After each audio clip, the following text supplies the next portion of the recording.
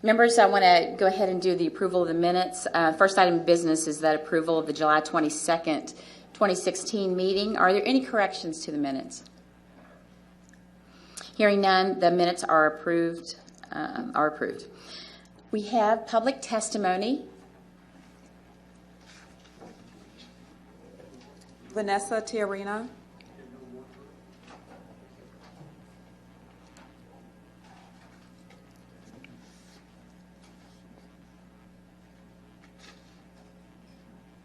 What's her name?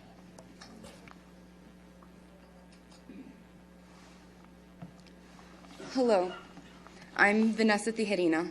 I come from Deep South Texas, the Rio Grande Valley, your District 2. I come before you as a parent, an advocate for parents, children, and teachers, a nurse of nearly 20 years, a credentialed biologist, and as a current U.S. congressional candidate. And the concerns that I'm about to bring up right now come from Congress putting TEA in a very dire position by defunding them, and I'm very sorry about that.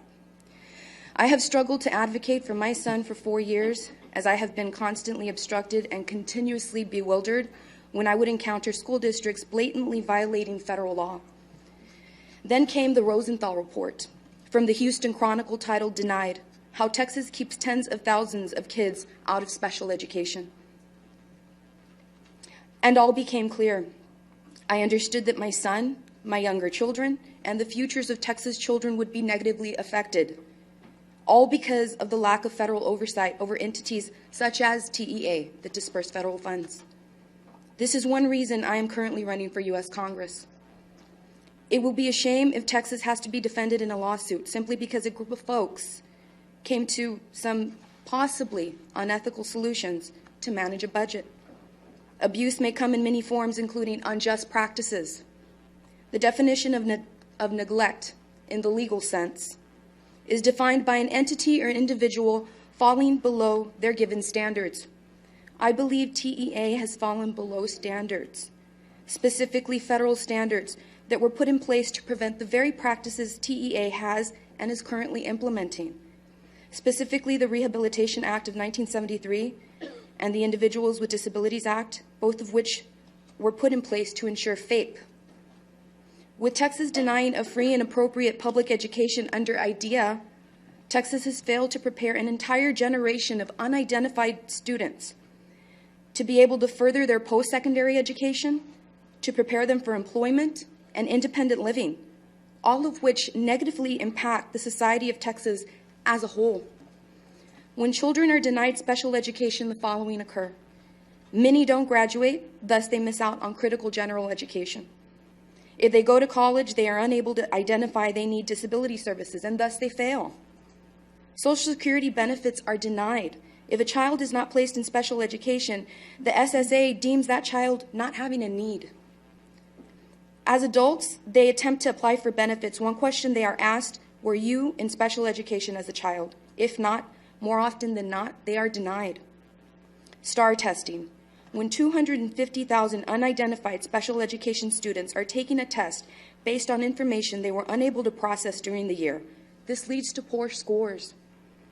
School districts, teachers, and students are held to these scores. Forcing teachers to mainstream these students affects the ability of general education students to learn and for teachers to teach. Bullying. These children are at high risk for physical, mental, and at times sexual abuse from peers and faculty. Many of these children have gone on to enter the school-to-prison pipeline because the manifestation of their behavior is not being identified and addressed. If their second language is English and they do not have citizenship, they grow into adults and risk deportation when violating a law. The efforts of advocates are in vain and futile. While this 8.5% practice remains in place, I am imploring you to suspend this entire practice as earliest as you possibly can during the time TEA looks into the matter. I also encourage all Texas school districts, in the South especially, where we're most affected, to push back against this unjust practice. I find it hard to believe that TEA and its board will not come under fire if they attempt to force all protesting school districts into submitting corrective action plans, submit regular status reports, or commence a takeover of any or all districts, all moves that are tools of harassment and retaliation to force unethical compliance. I leave you with a reminder. The world is watching. America is watching, and Texas is watching. So are all its voters and all its potential voters. Thank you. Yes, Mr. Maynard. Madam Chair, and this is the reference to the sort of the ceiling that's put on the number of students, the percentage of students that can be classified as special ed.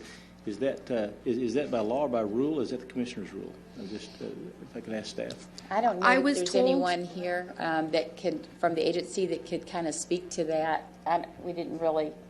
I don't think anybody has. I want to make sure that the members all got the notice. I think Ms. Ratcliffe sent a note to everyone regarding an update on that from the commissioner yesterday. Did everyone receive that? I want to make sure that I'm going to say it, make sure I say it right. You can call me Vanessa. Vanessa, okay.